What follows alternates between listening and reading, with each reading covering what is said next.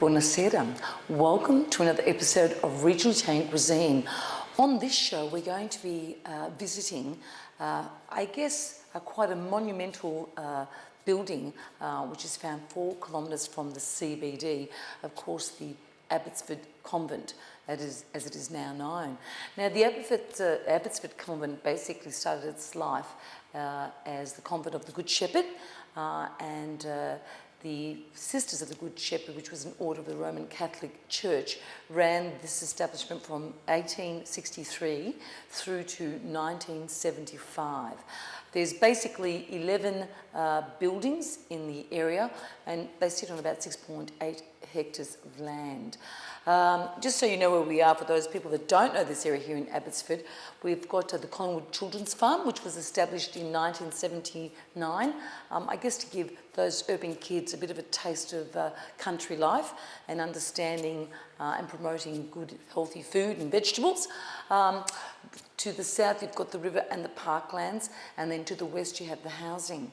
Now, this has been a place, it's quite amazing because in terms of structure, it's got quite a medieval French, quite elaborate on a huge and grand scale. And of course, it was basically used as a shelter for women that were either diseased or had problems. And at any one given time, the good sisters here were basically feeding up to 1,000 people a day. And consequently, as we go through the area, you'll see that there were big outbuildings, but some fantastic ovens that you don't get to see anywhere in Melbourne. Now, it basically was then run by the state government, and basically then after that in 1997 it was sold to private developers. But most importantly, it's now used, it really is a cultural hub. It's where much goes on here.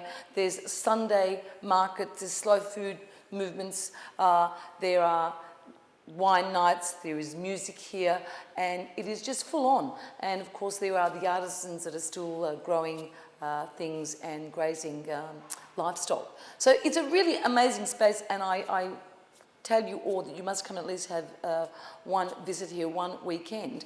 But on top of all that, we are here tonight because we are here at the Convent Bakery. Now, this was established back in 2006 by a wonderful gentleman called Domenico Racco.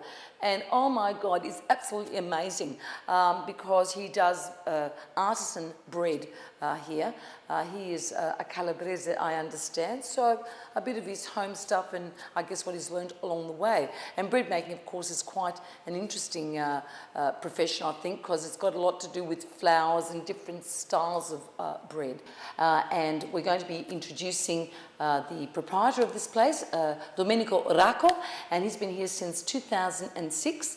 And the important thing is we're going to take you through a story of spelt flour, which of course is a form of, it's a cereal-based flour as opposed to being wheat-based, and becoming quite the funky thing. So let's go in and just see how Domenico does his fantastic bread loaves. Thank you, Caterina. Today we're going to be making sourdough bread, and we're going to be using spelt flour. The reason why I decided to use spelt flour, right, it's an ancient grain used by the Romans, right? It's a single grain, right, and it's low in gluten.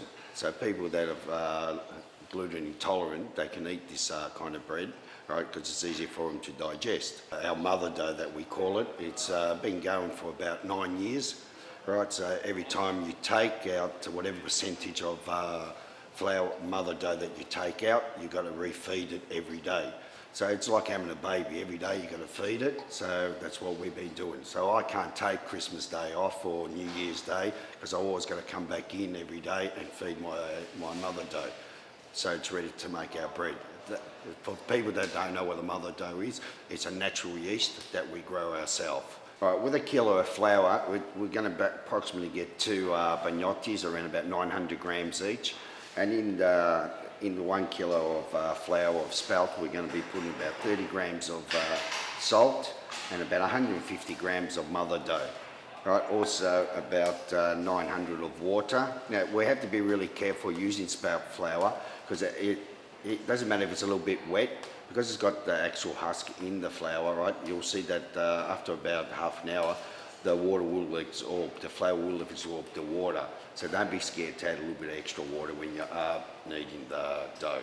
All right, so the dough's been sitting for about 2 to 3 hours. Now, before I divide it to make my pagnottis, I'm going to take a little bit of dough out, right, to make some dessert out of the same bread dough. Right, so there's about 300 grams, right? I'm going to use a little bit of olive oil, just a little bit of olive oil to mix in there. So the olive oil will keep it nice and moist, so that's why we put a little bit of olive oil through it. So we'll put that back to rest, we'll glad wrap it, like so. I'll put it in a nice warm spot. So this is the bread dough that we're just going to divide it in half. We're going to knead it into 2 pagnottis. I know that's been rested for about 2.5 hours, right? I'm quite happy about that. That's nice and doubled in size, right? So now I'm going to cut it, like so. Just pick it up gently, put it on the peel, right? And in the oven it goes.